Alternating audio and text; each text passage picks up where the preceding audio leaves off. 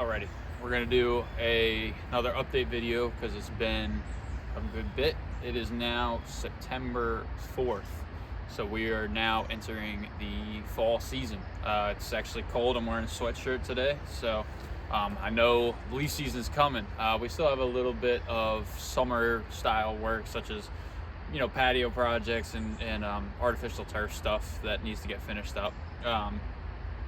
But we'll continue to do some of that in the fall. However, it does get a little bit more complicated because we do build the leaf box on the dump trailer, which is that's our main trailer for transporting materials for patio work and that kind of thing. So once the leaf season starts, I do try and settle down on the patio work and that kind of thing because it does get more complicated. So but I just want to kind of briefly update on how things are going and how I feel the business is doing so far. So is the business at a point where is it everything that I ever hoped and dreamed yet? No, not yet. But is it significantly better than it has been in the past 2-3 seasons? Absolutely. We're at a point where, just based on how I've been dealing with things, I've been a bit more organized. I'm naturally not the most organized person, but I have been a lot more organized about how I deal with budgeting and stuff like that. I've actually, used a little bit of my my engineering brain and and things I learned about Excel to create a budget that, kind of like a live budget that takes into account every expense, based on, rough numbers from last season and now this season. And it takes into account all my payroll stuff, all estimated maintenance on trucks and equipment that we need to buy, and future purchases, everything that I could possibly think of, advertising, everything that I could possibly think of gets taken into account, and then it compiles all that information and spits out numbers at the end, letting me know what my effective cost is, basically saying and it takes into account efficiency as well, like lost time. I have it set to losing 2 hours on a 10-hour day, meaning what is that? It's like an 80% efficiency, which is good, and I think my guys are at that, which 80% is pretty good. So I use that budget to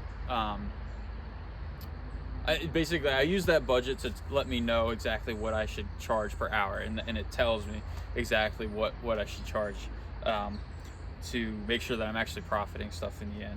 So that has helped me just make sure that I'm charging the right amount at every job, and it's been pretty good. So how I know it's been doing better than it has in the past is I've actually been able to pay myself, which in the past usually I have to just take a loss for myself, pay myself nothing, pay my guys, cover all the expenses, and then I'm just left with nothing at the end. And that's how the past few seasons have gone.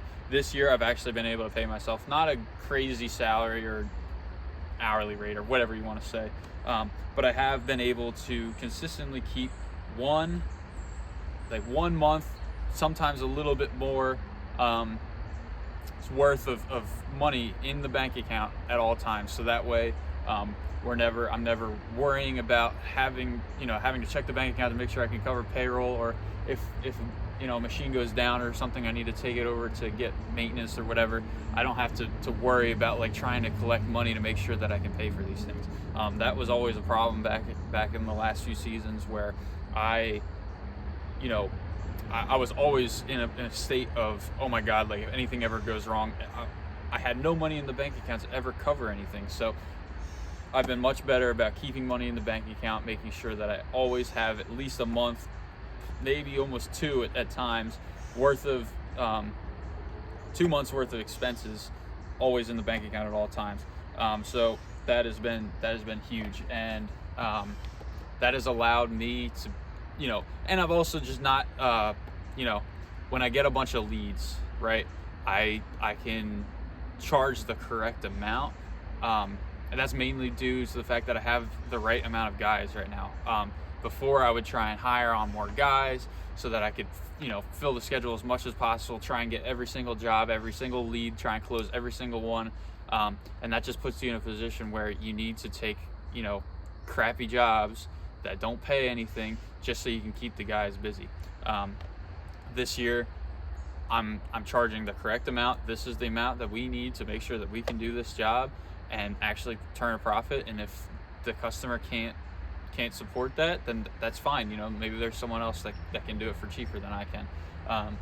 And I think that that was more of like a personal issue with me in years previous, where I always wanted to do every single job, and I never wanted to be that guy that said no, I can't do it for cheaper.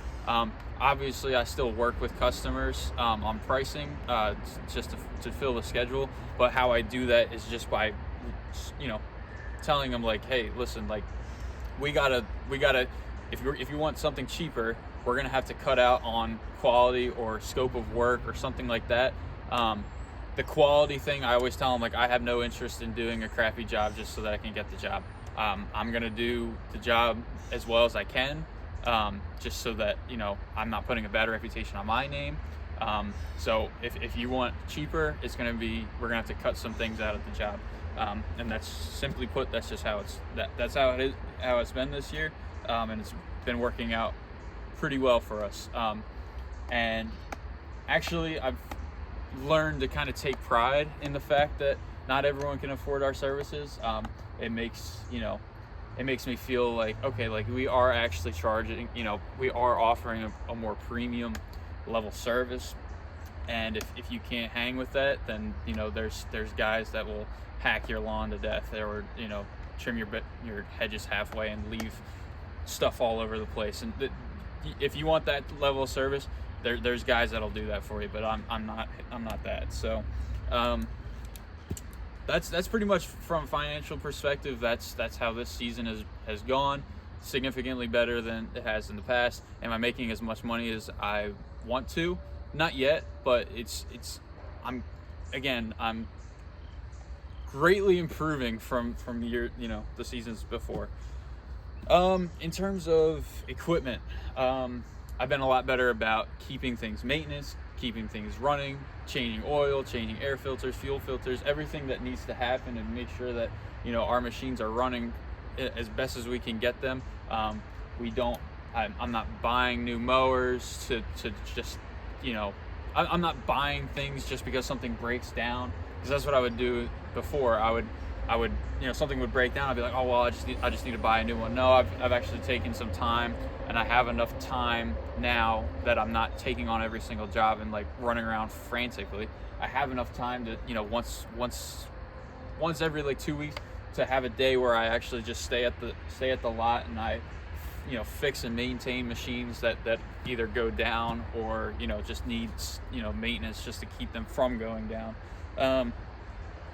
The F-150 is sold. I sold that to Santos. He's going to take that thing back down to Mexico.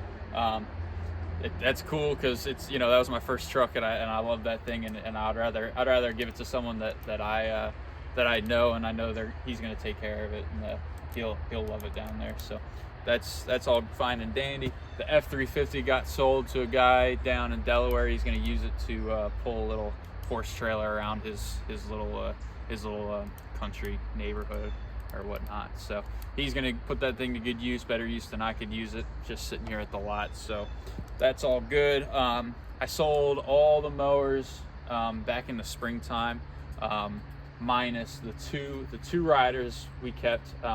That way I don't get stuck in a situation where if I only have one, then we're totally screwed. And so anyway, I have the two riders, and I kept the 52, that 52-inch walk behind.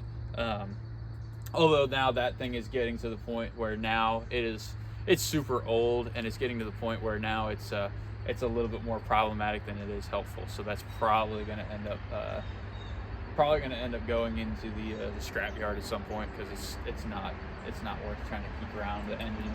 It's deciding not to run pretty often, and it's just not worth keeping around. I kept all 3 trailers. I still use every single one of those on a pretty regular basis, so I'm glad I didn't sell that one trailer, because that would have hindered me a little bit. So kept the trailers.